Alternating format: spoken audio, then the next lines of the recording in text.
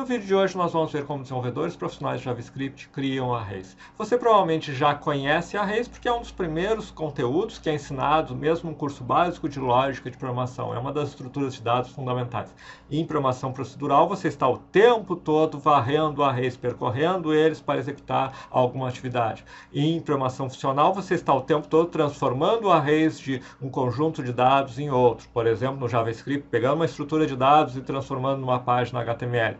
Pegando esse array e fazendo uma transformação dele. Mas, como que nós criamos esse array? É o que eu quero mostrar aqui de uma forma sofisticada. Observe, eu estou aqui no Chrome, no navegador Chrome. Eu vou apenas digitar about, blank, só para trazer uma página em branco, botão direito inspecionar, vou abrir um console JavaScript. Vou criar um array da forma mais simples possível em JavaScript. Let A1 é igual a, vamos dizer, um array dos números de 1 a 10. N situações nós podemos ter isso, não apenas para testes, mas também para situações reais em que a gente tem algum tipo de processamento a ser feito. O array, então, em JavaScript, tipicamente é criado assim. Você tem o nome do array, recebe, e aqui está o array já inicializado. Percorrer ele tem muitas formas, vamos ver uma das mais simples, que é for let i igual a 0, um comando for, i menor que a 1.length, i mais, e aqui você pode fazer, por exemplo, um console.log a1 de i. Eu vou exibir todos os elementos do a1. Certo? Isso é uma situação típica, isso é um contexto normal de programação, mesmo quem está começando, rapidamente aprende. O que é um array? É uma estrutura que tem uma série de elementos e você pode percorrê-lo. Mas como nós criamos esse array? Ok, eu posso diretamente dizer aqui os elementos. Mas se forem 100, ou 1000, ou 10.000, isso aqui nem de perto de ser uma forma prática. Como um profissional num programa real cria arrays, em geral, um dos métodos é usando array.from. Array.from. Array.from recebe dois parâmetros, certo? Primeiro, eu vou criar uma função, certo? Usando o método tradicional de função do JavaScript. Vou criar a função retorna 1,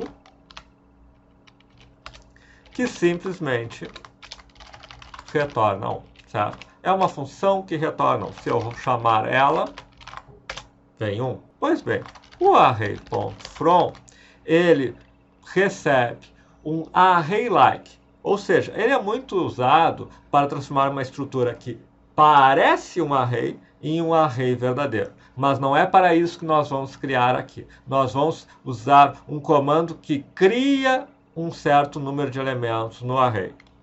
Certo? Eu estou criando aqui um elemento, por exemplo, com 10 elementos. Estou criando um array com 10 posições. O que é isso? Length. Length, 2.10. O tamanho deste objeto aqui, isso chama objeto literal, não vem ao caso nesse momento, o tamanho dessa estrutura é de 10 elementos e eu transformo, então, num array de 10 elementos. Certo? Então, eu criei um array de 10 elementos, mas não inicializados. Está aqui. Então, eu tenho o array.from, certo? E criei esse objeto. Agora, vamos começar a inicializá-lo. Eu vou inicializá-lo com 1. Eu não estou chamando retorna 1. Chamar retorna 1 seria a mesma coisa que colocar 1 aqui. Porque retorna 1, chama 1. Mas o segundo parâmetro do array.from é uma função. Para quem não está acostumado com linguagem que trabalha com paradigma funcional como JavaScript, pode parecer um pouco estranho. Mas nós podemos passar uma função como parâmetro. Isso significa que array.from vai ter acesso a essa função. Certo? E o que ele faz? Ele chama essa função para cada um dos 10 elementos. Então, ele cria um array, não mais com 10 elementos indefinido, mas agora ele criou um array com 10 elementos cujo valor é 1. Tá, mas o que isso me serve? Bom, isto me serve porque eu posso chamar uma função passando alguns parâmetros. Por exemplo, eu vou criar agora function retorna parâmetro 2. Retorna parâmetro 2 recebe P1 e P2. Tá? Calma que isso vai ficar mais claro. e eu simplesmente retorno P2. O que faz essa função? Retorna parâmetro 2, por exemplo, 3,5, retorna o parâmetro 2, retorna o 5. Por que eu faço isso? Porque agora a função que eu vou chamar aqui é a retorna parâmetro 2. O que aconteceu? Ele criou aqui 0 a 9. Bom, já inicializei o array, mas o que aconteceu? Bom, vai ficar mais claro se nós usarmos isso, porque nós normalmente não usamos assim, nós usamos com uma coisa chamada arrow function. A arrow function tem uma sintaxe de função um pouco diferente e ela é muito usada, criada aqui dentro. Eu vou criar uma função aqui dentro, certo? Usando a sintaxe do arrow function. A sintaxe do arrow function tem uma arrow, uma flecha. De um lado, ele tem os parâmetros, por exemplo, P1, P2. Do outro lado, ele tem o corpo da função. Se é um único comando, ele não precisa estar entre chaves e ele não precisa do return. Ou seja, isto aqui, P1, P2, flechinha P1, é a mesma coisa que essa função aqui, só não tem nome. P1, P2 e retorna o quê? Porque aqui estão os parâmetros, P1, P2, e isso aqui que seria return assim, certo? Se é um só comando, não precisa das chaves e não usa o return. Ou seja, eu tenho isto aqui. Então, isto aqui me retorna a mesma coisa, mas é muito mais visível. Tá, ok. Mas o que é o P2? Vamos ver o que é o P1 primeiro. Undefined. Undefined são os elementos aqui. Eles não estão definidos.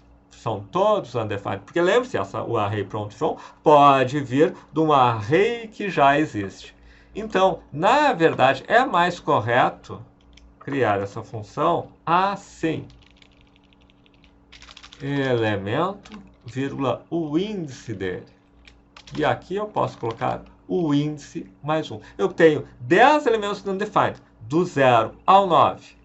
E é o elemento, e é o índice dele. Então, o array.from me permite criar elementos do 1 a 10. Só que ela permite também criar elementos do 1 ao 100, ou do 1 ao 1000, ou o que for. Mas ela é uma função, na verdade, muito poderosa. Por exemplo, vamos dizer que o que a gente queira agora seja criar um array de números aleatórios, de 10 números aleatórios. Tudo bem.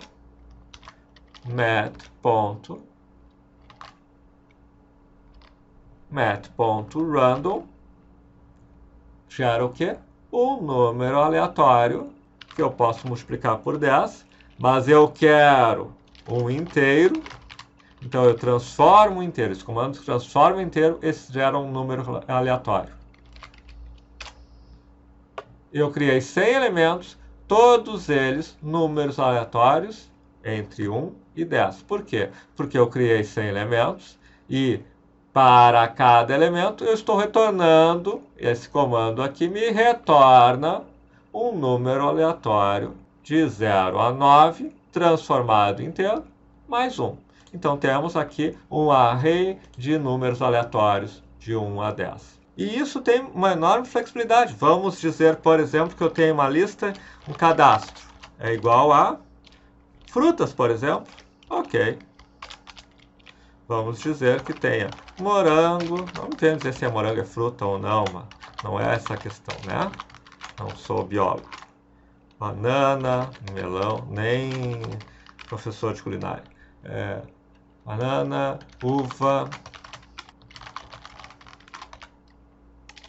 Ok. Agora, eu quero um array de 100 elementos aleatoriamente entre esses. Array from, 100 elementos.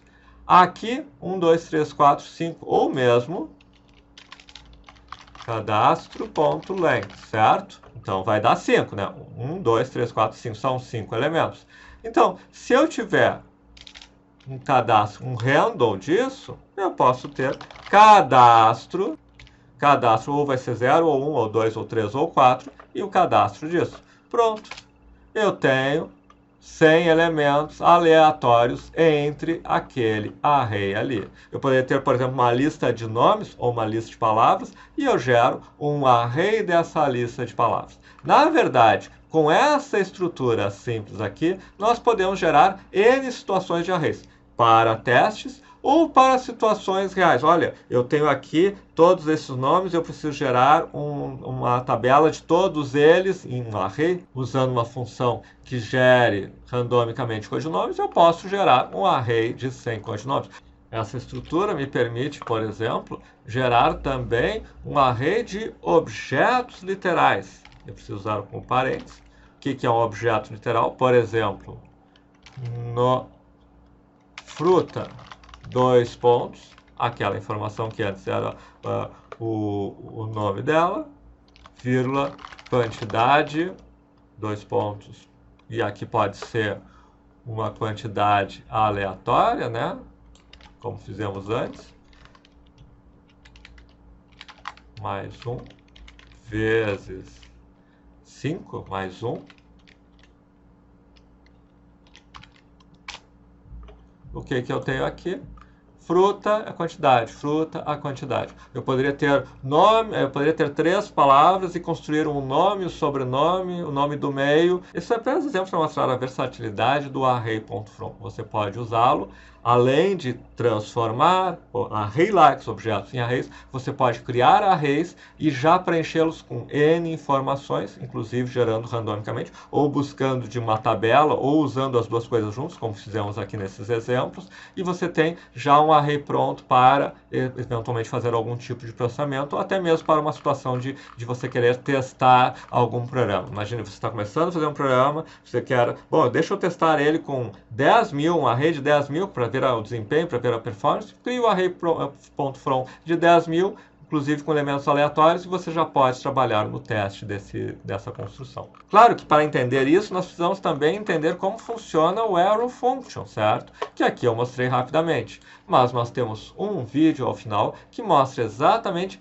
toda a sintaxe do arrow function. O arrow function é fundamental na programação em JavaScript mais avançada, porque não só o array.from, mas inúmeras funções avançadas do JavaScript trabalham dessa forma, onde você passa um arrow function como parâmetro e ele faz algum tipo de processamento, em geral, num array, usando aquela arrow function. Então, vale muito a pena vocês assistirem o vídeo que vem agora. De qualquer maneira, curtam, inscrevam-se, marquem o sininho, comentem que tipo de outros vídeos vocês gostariam nesse canal. E aqui segue o nosso vídeo sobre arrow function.